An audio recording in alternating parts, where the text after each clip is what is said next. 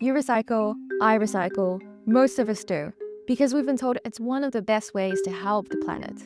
But if only 9% of plastics ever made has actually been recycled, then where is it all going wrong? Hi, I'm Yishan, and I share my learnings and journey in sustainability. If you've seen my last video on where recycling goes, this one is about why most of it doesn't make it into a new product.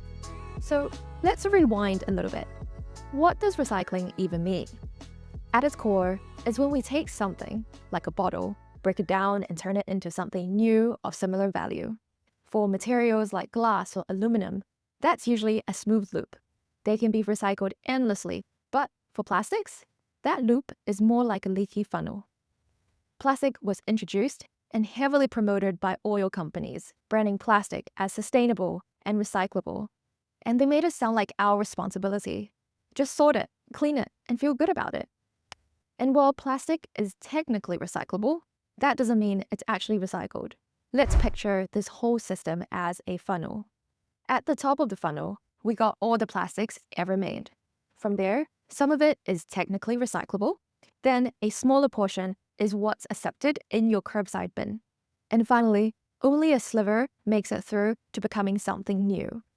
And that sliver, that's the 9%. Everything else that falls out of the funnel is either landfilled, burned, or ends up in the environment.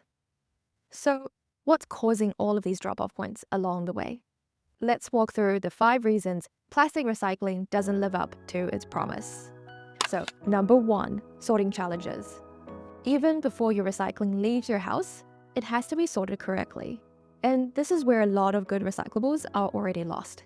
Sometimes recyclable items end up in the black bin for landfill, either because people don't know the local rules, there's no recycling bin around, or all the bins are mixed together in one place. Once something ends up in the landfill bin, it's heading straight to the landfill or the incinerator. Number 2, most recycling centers can't process all the plastics. After a curbside pickup, your recycling heads straight to the materials recovery facility. This is where machines or people recognize plastics by type. Most of these MRFs are built to detect just number 1s, PET, number 2s, HDPE plastics. So think water bottles and milk jugs. Some can also detect number 5, polypropylenes, such as yogurt tubs. But the rest, number 3s, 4s, 6s, and 7s, things like plastic film, wraps, certain food containers, count as hard to recycle plastics and are usually removed manually and then sent to the landfill. And this is a big deal because those hard-to-recycle plastics actually make up 30% of all plastics produced globally. That means plastic manufacturers are creating millions of tons of plastic each year, knowing full well that there's no reliable system to recycle them. Number 3, recycling doesn't just depend on the technology. It also depends on whether someone wants to buy the sorted plastic. Once a recycling center bails up all of the plastic, they sell it to vendors that melt it down into new pallets. These pallets are then sold to manufacturers to make new products. But here's the catch. Vendors usually only want number 1s, 2s, and sometimes number 5 plastics, as these are the easiest to work with. The others? They're just too messy, inconsistent, or expensive to process. Even if they made it this far, if no one buys it, they don't get recycled. It still goes to landfill or incineration. Number 4, food-safe plastic has extra rules. Let's say a company wants to use recycled plastics to make new food containers. That sounds great, right? But it's actually not that simple because there's one more hurdle.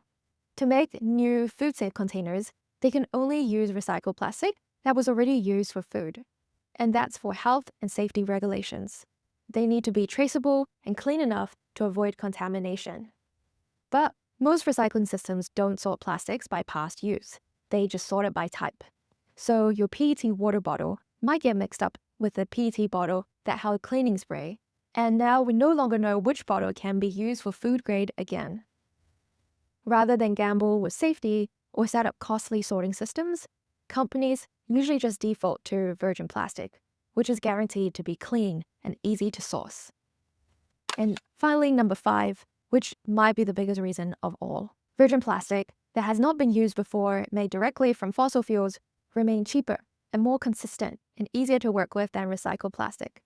So Unless companies are legally required or deeply committed to sustainability, they're likely to choose the cheaper and easier option. And that means choosing new plastic over recycled. That's why plastic production keeps going up, while the recycling rate stays stuck at 9%. So, what do we do? Recycling still has a role to play, but it's not the silver bullet we were promised. Real change starts upstream.